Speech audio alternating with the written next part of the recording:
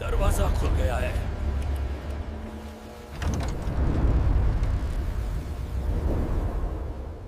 अगर आपको real horror, dark mystery, haunted places, terrifying stories और पैरानॉर्मल एक्टिविटीज पसंद है तो ये कहानी आपको अंदर तक हिला देगी। लाइट्स बंद कर लें, हेडफोन लगा लें और तैयार हो जाएं। डर की सबसे खतरनाक उड़ान अब शुरू होने वाली है। तो चलिए अब कहानी शुरू करते हैं। रात के ठीक 12 बज रहे थे। हवा बंद थी, लेकिन पत्तों के कांपने की आवाज साफ सुनाई दे रही थी। ऐसा लगता था जैसे किसी अदृश्य ताकत ने चारों ओर खामोशी को जकड़ रखा हो। कड़कड़ाती ठंड थी, पर मयंक के माथे पर पसीना टपक रहा था। वो अपने गांव के बाहर स्थित उस पुराने तालाब के पास खड़ा था। वही तालाब जिसके बारे में कहा जाता था कि रात को वहां से किसी लड़की के रोने की आवाज आती है।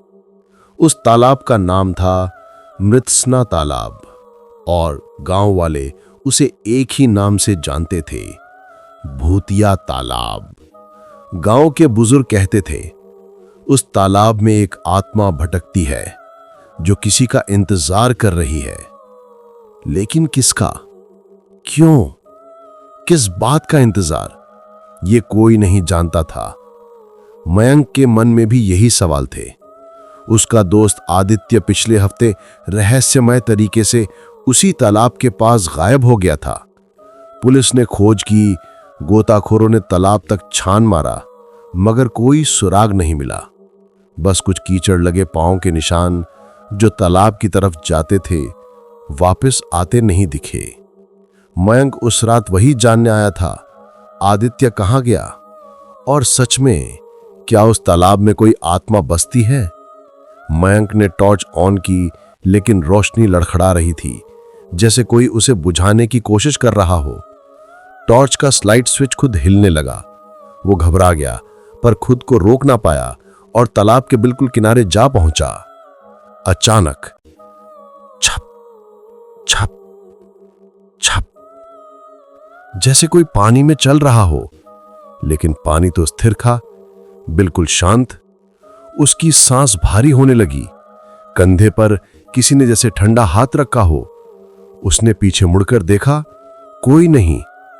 लेकिन तभी तालाब के ठीक बीच में सफेद कपड़ों में लिपटी एक लड़की दिखी। लंबे काले बाल, चेहरा ढका हुआ और बस उसकी आवाज, मदद करो, कोई मुझे वापस ले चलो। उसकी आवाज इतनी दर्द भरी थी कि दिल चीर दे। मयंक का शरीर जम गया। वो बोल भी ना पाया। लड़की बोली, वो मुझे ले गया। उसके शब्दों के साथ तालाब का पानी उफान मारने लगा। छपाक, टॉर्च हाथ से गिर गई। पानी की लहरें किनारे पर आ रही थीं, लेकिन हवा फिर भी ठहरी हुई थी। कौन ले गया? मयंक चिल्लाया। इस बार वो हंसी, एक खौफनाक गूंजदार हंसी। तुम भी आ रहे हो उसी के साथ। और आवाज गायब। पहले लड़की, फिर लहरें, फिर सन्नाटा। बस रह गया था एक पत्थर जिसमें नाखून जैसे खरोंच से लिखा था 417। गांव की सच्चाई। अगली सुबह मयंक गांव लौटा। चेहरा सफेद, आंखों में डर उभरा हुआ। गांव वालों ने पूछा, कुछ मिला? मयंक ने वो पत्थर दिखाया। बुजुर्ग कांपते हुए बोले, 417 वो मौत का नंबर है बेटा। मयंक चौंक गया। मतलब? बुजुर्ग ने धीमी आवाज में बताया, 30 साल पहले गांव में रूहानी नाम की लड़की की लाश तालाब में मिली थी। मौत का कारण दहेज के लिए हत्या। उसे मारकर इसी तालाब में फेंक दिया गया। और उस रात बारिश का दिन था। बारिश 417 बार गरजी थी। गिनती हुई थी उसकी मां। इसलिए लोग कहते थे, रूह 417 गरजों के बाद जागती है। कल रात वही हुआ था। मौसम विभाग ने बताया, 417 बिजली चमकी और उसी रात भूत फिर दिखा। मयंक ने तय किया, उसे आदित्य और रूहानी की मौत का सच खोजना होगा। गांव वालों ने मना किया, माँ ने रोते हुए पैर पकड़ लिए। वो तालाब जिंदों को नहीं छोड़ता। लेकिन मयंक नहीं माना। उसने तहकीकात शुरू की और सबसे पहले गांव की पुरानी बिल्डिंग पहुंचा। पुरानी लाइब्रेरी।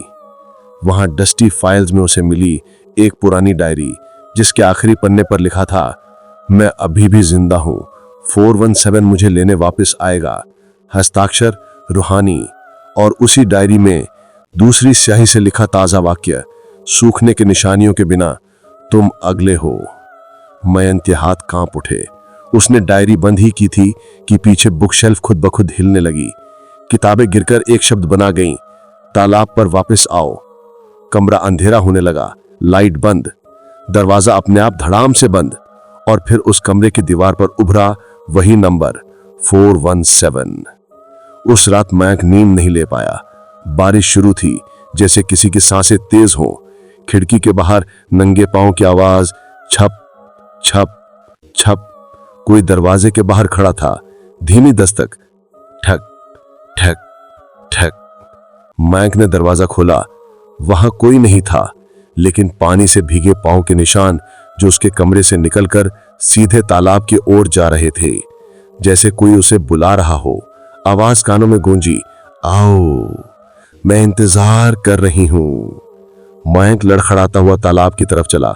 बारिश तेज, बिजली चमकी ठीक 417वीं बार, और तालाब के बीच वो फिर दिखाई दी। इस बार उसका चेहरा साफ था, सफेद सूजी हुई आंखें, गले पर रस्सी का निशान, होंठ फटे हुए। उसने हाथ बढ़ाया, आदित्य नीचे है, तुम भी आओ। मयंक चीखा, कहां है वो, बताओ। रूह मुस्कुराई, पानी के नीचे, और जगह है एक और के लिए। तालाब का पानी उबलने जैसा उठा और मयंक अचानक फिसलकर पानी में गिर पड़ा। ठंड ऐसा लगा जैसे हड्डियां चटक जाएं। अंधेरा, सांस रुकती हुई। आखिरी चीज जो उसने देखी, आदित्य का सफेद चेहरा पानी के नीचे तैरता हुआ। उसकी आंखें खुली थीं, उसके होंठ हिल रहे थे, बचाओ। और फिर सब काला। उन 3 रातों की दहशत ने पूरे गांव को अंदर तक हिला दिया था। तालाब पर जाने की मनाही अब नियम नहीं, जीवन का नियम बन चुका था। लेकिन रहस्य अभी भी वही था। प्रतिभा कौन थी, क्यों भटक रही थी, और किसका इंतजार कर रही थी? शैलेश के घायल जिस्म अब धीरे धीरे ठीक हो रहा था, पर दिमाग पर लगी चोट कभी भरने वाली नहीं थी। गांव वाले कहते, वो रात उसने नहीं देखी, वो रात ने उसे देख लिया। पर कहानी यहां रुकी नहीं। गांव के बुजुर्गों की मीटिंग बुली। सबने एक ही बात पर सहमति जताई, तालाब की आत्मा को शांति देनी होगी, वरना गांव जल्द ही शमशान में बदल जाएगा। राज पुरोहित को बुलाया गया। एक कड़ी नजर, गहरी आवाज, राख सने कपड़े। उन्होंने आंखें बंद कर मंत्र पढ़ने शुरू किए। कुछ ही मिनटों में वे चीख पड़े, ये सामान्य आत्मा नहीं, प्रताड़ित आत्मा है, जिससे धोखा हुआ, जिसके विश्वास को तोड़ा गया। फिर भी वो इंसानों से बदला नहीं चाहती, बस अपनी मौत की सच्चाई चाहती है। पूरा पंचायत चौंक उठा। मतलब वो आत्मा किसी गलती का शिकार है। पर क्या गलती, किसकी गलती? अतीत का पर्दा, 1984 का राज खुलता है।